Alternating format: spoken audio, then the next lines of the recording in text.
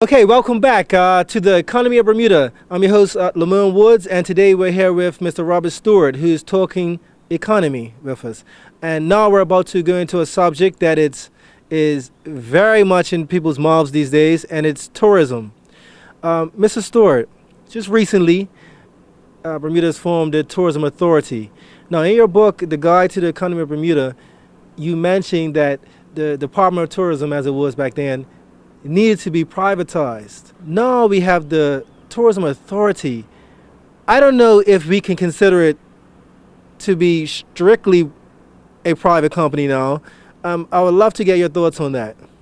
Well, the fact is it's not a private company now. It's as I understand it, I might be wrong, but as I understand it, and I think I'm right, it's still a government-directed organization, although it's not part of the civil service. And the guy who heads it up is not a civil servant. He's on a contract and he gets paid a market salary and that type of thing, which is fine.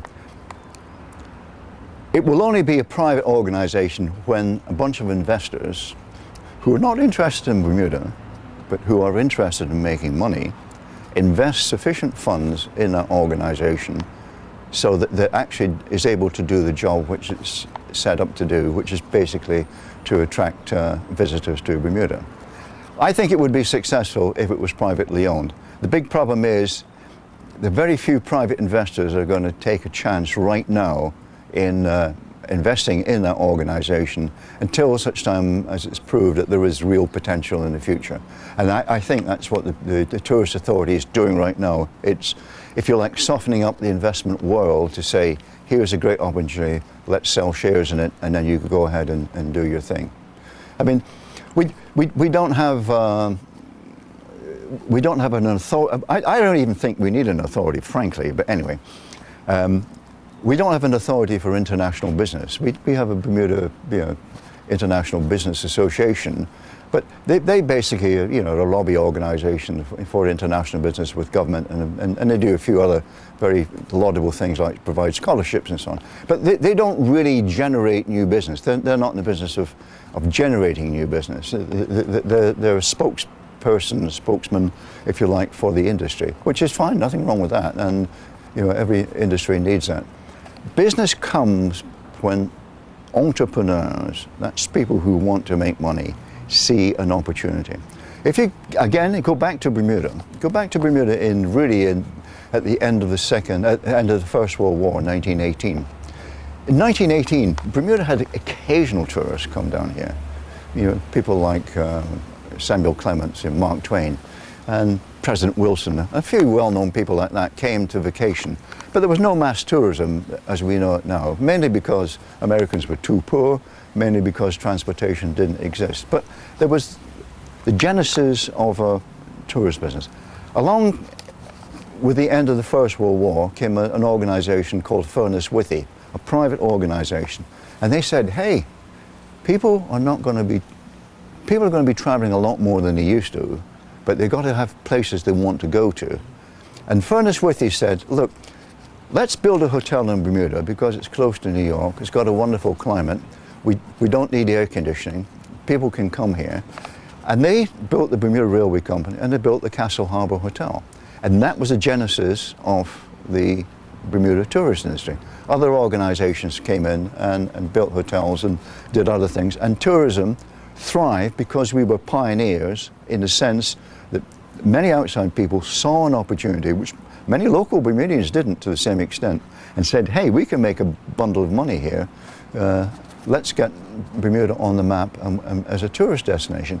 And for years, right through from probably the mid-1920s right through to maybe 65 or thereabouts, 40 years, Bermuda was a pioneer. It was the organization or the location which generated essentially a new industry.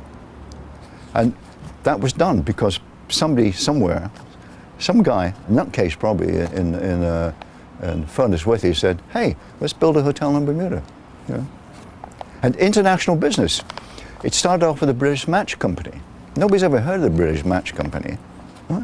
But they were the first international company in Bermuda.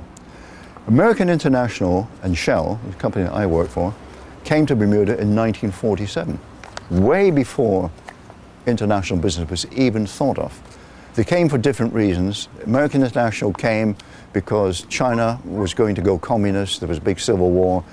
They were based essentially in Shanghai. That was not a good place to do business. Where do we go to find a place which is peaceful, predictable, got the rule of law and all this stuff? And Bermuda was selected. So American International moved here. Shell was a worldwide company, owned essentially by the Dutch and the British, operated in virtually every country in the world. But in London, in those days, in 1947, you could not send money overseas without the permission of the British government. So Shell basically said, where can we operate a pension plan for our employees who are Americans and Canadians and Australians and Venezuelans and God knows what, where they're not subject to the whims of the British government?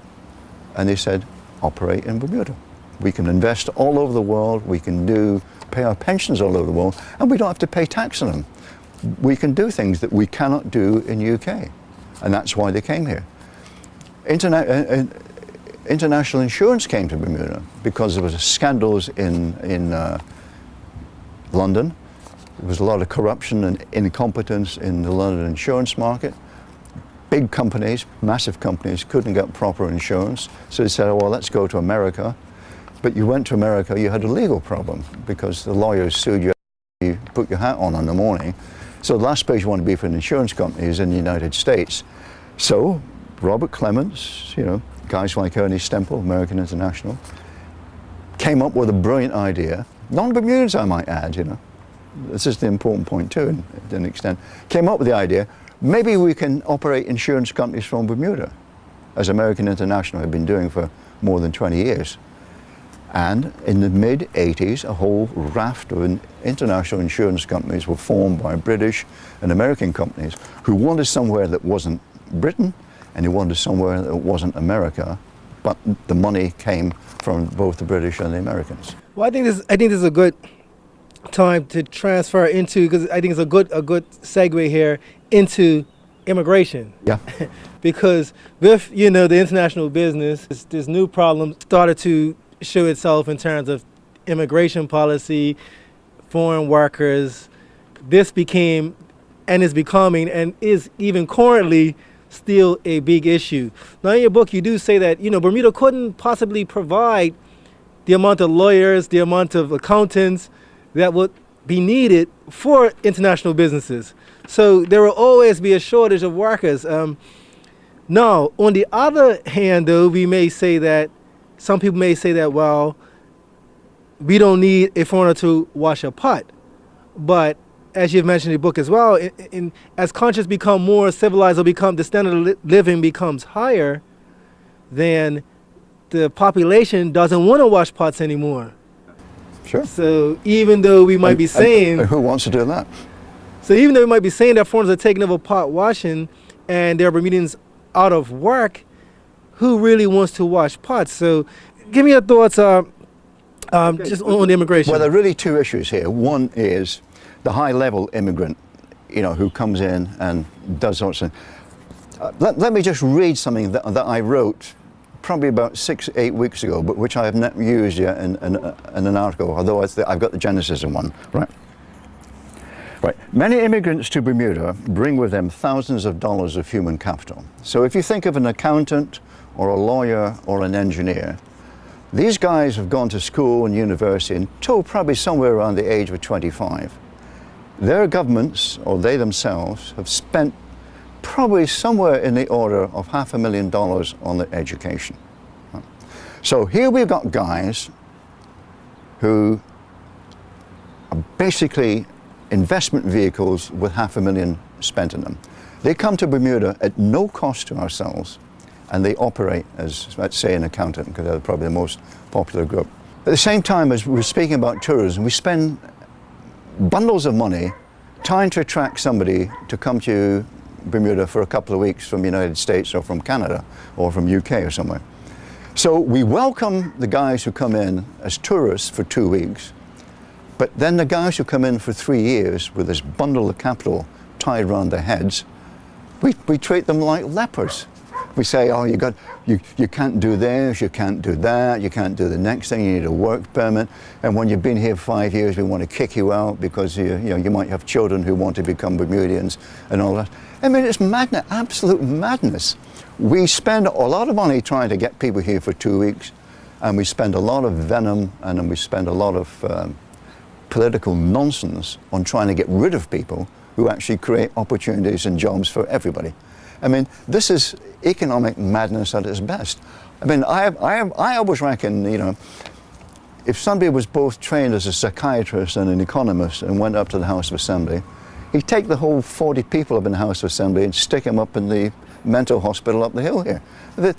It's madness, absolute madness. And yet people say, why do we have unemployment? Why do we not have all these jobs? Why do we have this? Because I was going to say shoot ourselves in the foot, but shooting ourselves in the foot is a sign of success from the First World War. We're actually putting a bullet through our brain. We haven't got any brains in really thinking logically through, do we want to have a nice life? Do we want people to have job opportunities? Do we want people to be able to travel? And do all the things that I've done and probably you've done. Why don't we want that for our children? Why do we want to turn the tap off and turn them into, you know, peasants who will be growing bloody turnips for people in the United States? Madness, absolute madness. Moving from that, still on international business, there was a quote, and I saved this one because it was a pretty strong emotional sentiments. And one of the audience members said, who came up to the mic, they said that the international businesses won't leave if we ask them for more money. Now, some people think otherwise. I mean, if we ask them for a few extra $1 million, I mean, what do you think on that? You know, is this a mixture of fair tactics? Is this a mixture of the leverage? Is this a mixture of leverage from the international business? I mean, will the international businesses leave if we ask them for some more money? Okay. Right, actually there's a whole bunch of them, but I'll try and keep it simple. Every international business in Bermuda has got a certificate issued by the Minister of Finance, which says, in effect, you will not be taxed for 40 years on your income or on capital gains. And I've done it for innumerable companies. So we've got this piece of paper which says you will not be taxed for 40 years. But then suddenly some wise guy comes up and says, hey, let's tax these guys. They've got a lot of money. Well, but what about the certificate? Very few people know about it. All the guys who vote don't know about this. Let's just tax them. So the first thing an international business say, but hey, you guys, you promised we wouldn't be taxed, and now you're suddenly saying we're taxed. Can we believe you? I mean, what else are you going to do? And to think they're not going to leave is naivety at its best. Let me tell you, they will leave in much the same way as if they are treated badly, they will go. And I know several companies, but I know one company in particular, which had something like probably 80 employees. The guy who headed it up had been in Bermuda a long time. He was an American. His children were born here, and they were reaching teenage status, 14, 15. The Bermuda government basically said they can't stay here when they're adults because they're not Bermudian. He said, but they don't know anywhere else. They've never lived anywhere else. Well, it doesn't matter. You're American. Your children, you know, or even though they're born here, are not Bermudian. They can't stay here. So he basically said, okay, if they can't stay here and I can't stay here, I'm going. And he took 80 jobs. He still has an office, but the job, he basically has, you know, a ghost office. Most of the work is done elsewhere. And the number of people in Bermuda who lost jobs because of this is massive. Not only people who directly work for him, but people who, you know, worked in his house and worked in grocery stores or worked in clothing stores where he spent money in nightclubs, restaurants, you name it. All that money has gone down the drain. For what? Because of a stupid idea that people who by chance were not born in Bermuda, have come to live in Bermuda and contributed to Bermuda, can't stay here. If I came to Bermuda now, I would not be allowed to stay. I would be kicked out, or I would have gone. Now, would we be better off? Yeah, lots of people would say, yeah, I'm going to get rid of that guy, he's a pain in the neck. You know, let him go back to Scotland or wherever he comes from and get him out of our hair. But we, for xenophobic reasons, are killing the economy of Bermuda. Now, if you don't think money is important, well, that's great, yeah. I mean, let's be xenophobes. Let's really tell everybody who wasn't born in Bermuda they're a bunch of no-good so-and-sos and get rid of them. But if we want to have a standard of living to which everybody aspires, we have a nice car, we have a nice house, we travel abroad, and we do all sorts of things that people dream about if you live in Pakistan or you live in China. If we don't want that, then let's be quite clear. Let's live in poverty as proud Bermudians and get rid of all these foreigners who are stealing our welfare. Great. Many countries have done that, and they're poor. Yeah. I guess in the book you do mention blacks and the disproportionate distribution of finances and something that having to do with education. But before I kind of slip into that, back to this exempt company thing in a minute. No, they do make millions of dollars, and as this lady said, she said they won't leave if they're making money. But if we take more from them, I guess you can say they're not going to be making as much as they was making. So what do you say to that? Let me tell you this. Every international company in Bermuda, and I'm a director of a number of international companies, every international company in Bermuda has an escape plan. It's on one of these little sticks you get. A little flash drive. All the flash drive, all the records, all the knowledge of that company is on this flash drive. Somebody somewhere in New York or London, even Bermuda, will say, hey, these Bermudians don't want us. We'll go. Take the flash drive, lock the office door when you go, and leave the keys under the mat for the landlord. We're gone. They will, believe me, they will go. And companies have gone. I mean, I could, without too much trouble, list 20 companies that have gone that I know of in the last 5 or 6 years. So just on that point, so how easy, I mean, really, how easy is it for these multi-million-dollar exempted companies to pack up and leave? How, I mean, from your experience? As easy it is to put data on a flash drive, put it in your pocket, get on a plane at the airport. It's as easy as that. So in terms of days, I mean, just talking to us laymen's, if they want to leave within this month, they can pack up and be out of here. They could do it this afternoon. Now, nobody in the right mind is going to be as reckless and as precipitate as doing that. But if you had guys marching down the streets with machine guns, and a couple of heads on poles saying, these rich Americans, we've killed them, we've got to make sure that everybody else like that gets it, hey, everybody will be gone, will be gone. So for somebody to stand up and say, international companies make a lot of money, they will stay here come hell or high water, I don't know where they're getting their ideas from. I reckon they must have fallen out of bed and cranked their head on the floor, that morning. It's crazy. It's nonsense. Companies will leave, and every company, as I mentioned earlier, has an escape plan to say, if conditions become unbearable for us, we can leave. And as long as we've got the flash drive, we're okay. Right. So do you think then, I know the minister, they had talked about, letting companies be able to buy bits of property, in different areas. Is that a strategy maybe to get them more rooted in the country? Absolutely, yeah. The way to get companies rooted in Bermuda is to say, you can buy property, if you're chief executive or your finance manager or your top salesman wants to buy a house in Bermuda or a condo in Bermuda, let them buy it. But more important than that, if you say to the company, look, you can hire whoever you want. They can be Chinese, or they can be Pakistani, they can be Saudi Arabian, they can be American, they can be, hire who you want. That will stimulate the economy. This will create more jobs for Bermudians. And it's counterintuitive. Most people think that another great fallacy exists. There are a fixed number of jobs. There are in Bermuda only, let's say, 25,000 jobs. So if somebody comes in from abroad and does that job, there are now only 24,499 jobs for Bermudians.